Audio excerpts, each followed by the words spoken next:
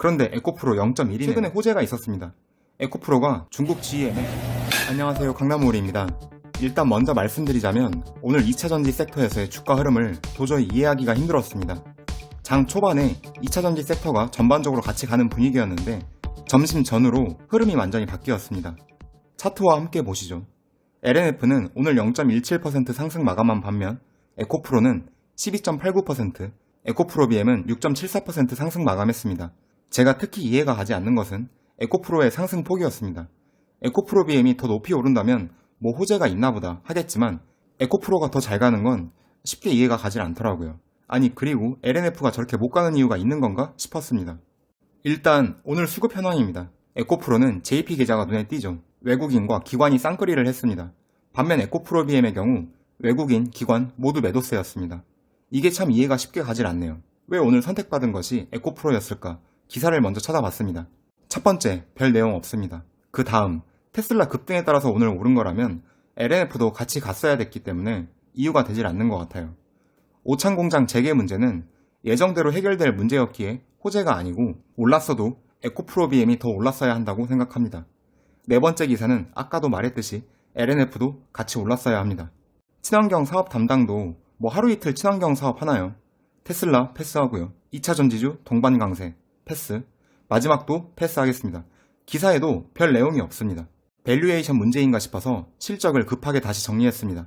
에코프로의 당기순이익 2,524억, 에코프로비엠 1,799억, LNF 1,160억. 현재 시가총액을 보면 에코프로는 2조 4천억, 에코프로비엠은 9조 5천억, LNF는 8조 2천억이죠. PER 값은 에코프로가 10배, 에코프로비엠은 53배, LNF가 71배입니다. 이렇게 보면 에코프로가 가장 낮아서 외국인, 기관의 재평가를 받은 건가 생각은 듭니다.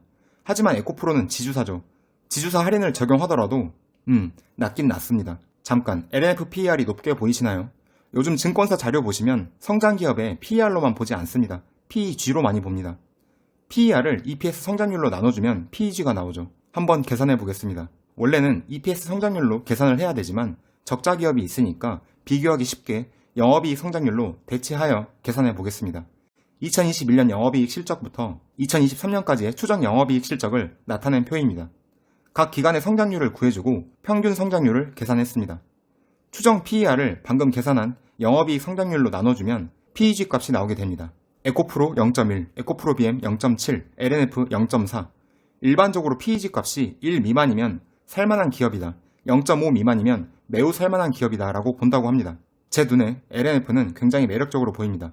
그런데 에코프로 0.1이네요. 이래서 오늘 강하게 오른 건가 싶은 생각이 일단 강하게 듭니다. 또 하나 드는 생각은 에코프로 GEM에 대한 상장 이슈입니다. 곧 뜰만한, 아직 기사에 뜨지 않은 에코프로에 대한 호재가 있다면 에코프로 GEM 정도라고 생각합니다. 전구체 기업이죠. 최근에 호재가 있었습니다. 에코프로가 중국 GEM의 니켈 사업 지분율 9%를 인수했었는데요.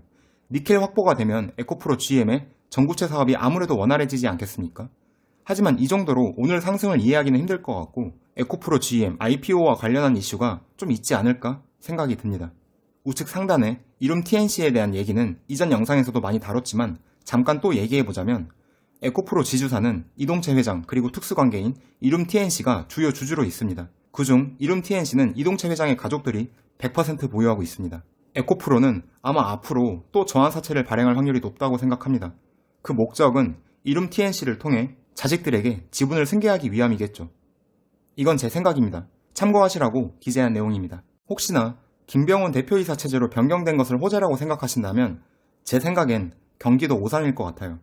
제가 전에 만든 자료인데 꼭 참고해주세요. 권우석 대표의 매도는 파란색으로, 김병훈 대표의 매도는 빨간색으로, 매도가 겹치는 날짜는 보라색으로 표기해봤습니다. 제가 주식 경험이 올해 9년차인데요. 상장기업의 대표가 주식 매수를 하는 경우는 종종 봤어도 이렇게 대표가 주식 매도를 빈번하게 하는 경우는 잘 보지 못했습니다. 심지어 두 분의 대표가 겹치는 날도 꽤 많습니다. 두 대표가 서로 상의하면서 매도 전략을 연구하는 것처럼 보여요. 또 어찌나 두 분이 분할 매도를 일관되게 잘 지키는지 매매 철학을 배우고 싶어요. 그리고 전반적으로 보면 주식이 가파르게 상승할 때는 매도하지 않으세요. 가파르게 오르고 횡보 구간에서 잘 매도하는 것 같아요. 내부자 거래 의혹이 나올 수밖에 없죠. 이렇게 빈번하게 주식 거래를 하는데 제가 두 대표의 매도 내역을 정리해보기로 마음먹으면서 솔직히 몇 건이나 있겠어 생각하면 시작했는데 생각보다 양이 너무 많더군요. 자료 정리하고 표 만드는데 몇 시간이 걸린 건지 모르겠어요. 참 황당합니다, 정말. 주식 매도는 각자의 권리니까 당연히 인정할 수밖에 없지만 이 차트를 보세요. 회사의 모든 책임을 가진 대표가 할 만한 거래 내역인가요? 2022년 2월 28일 이동채 회장님이 에코프로 그룹의 미래 계획을 발표하는 날에도 권우석 대표와 김병훈 대표는 주식을 팔았어요. 저 같은 개인 투자자들이 이걸 어떻게 받아들여야 되는 걸까요? 그래도 대표라면 뭐라도 입장을 얘기해줘야 되는 거 아닐까요? 오늘 준비한 영상은 여기까지입니다. 영상과 관련된 생각을 편하게 댓글로 공유해주세요. 구독과 좋아요는 항상 큰 힘이 됩니다. 감사합니다.